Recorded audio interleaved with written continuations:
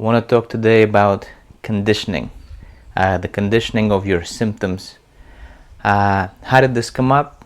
In my previous video, someone commented, Evelyn, I hope I'm saying that correctly, commented that a lot of the symptoms, they may begin as a distraction, but we become conditioned to expect symptoms in different circumstances. So this is classical conditioning. Dr. Sarno writes about it in his books.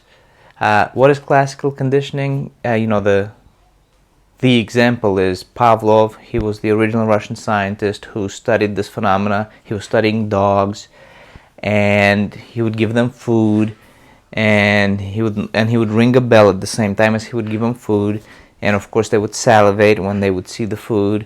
Eventually, he would just ring the bell without giving them the food, and they would still salivate. So they became conditioned when they heard the bell to expect food and to have a physiological response to food, salivation.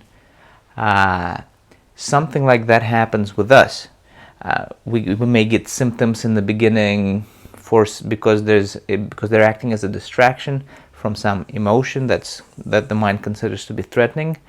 But then it happens, a bunch of times, and we expect symptoms in that circumstance. So an example that Evelyn gave for her, if she lies on her left side, I believe she said, it used to be that she would just get symptoms just because she was lying on her left side, and eventually she realized that it was conditioning, and she just would lay there, experience the symptoms, and laugh at them.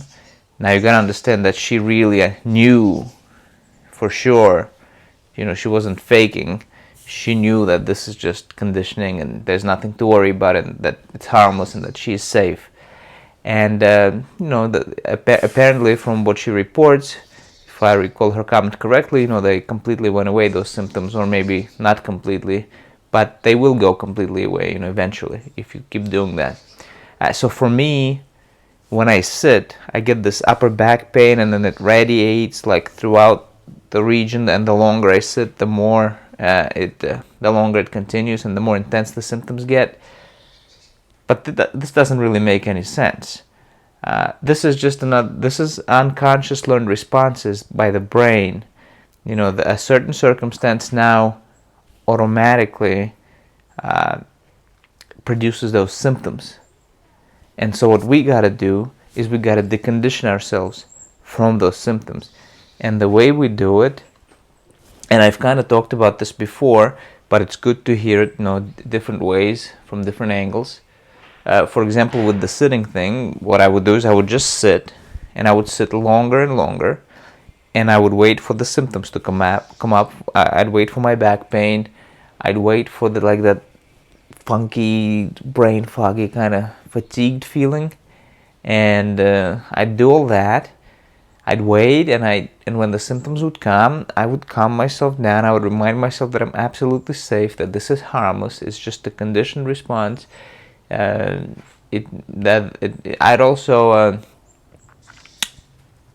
just turn my attention into the psychological sphere and just sort of laugh at the symptoms. Just know that it's nothing, and eventually it'll just go away completely. And so as I've been doing that,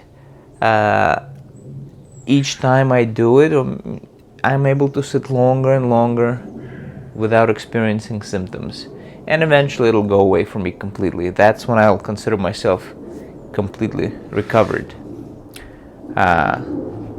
And things like that, there are countless things like that personally I have been conditioned.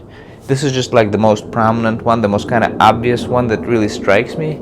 But there are other activities that have sort of different symptoms associated with them, this conditioning.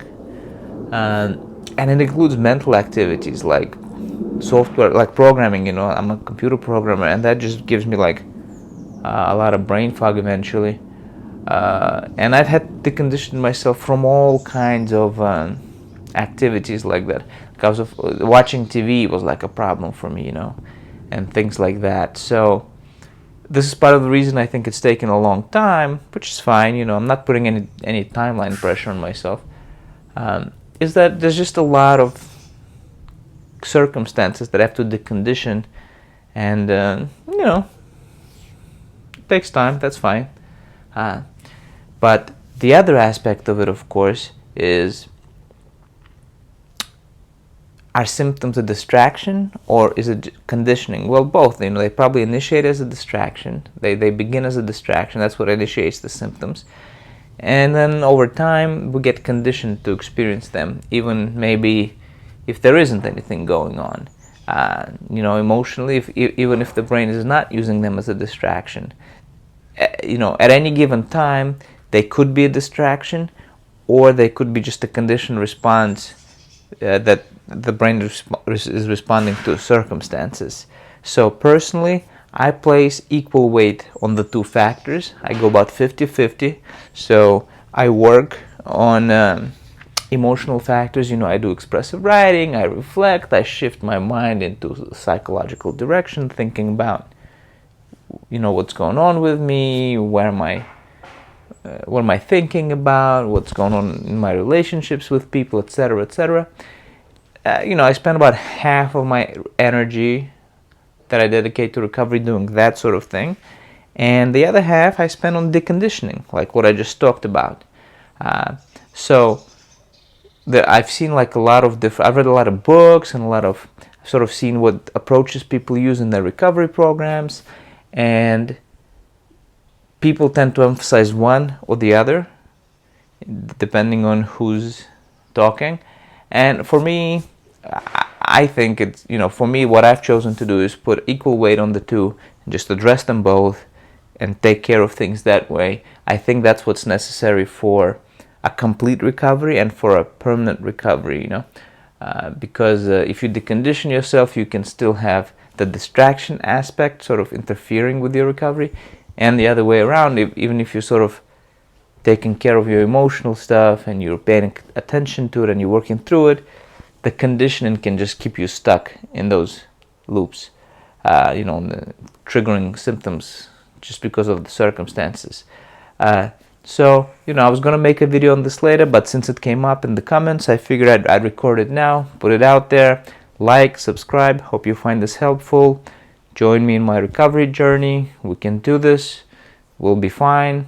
It's just a matter of time. All of this is temporary. We're on our way to a normal life.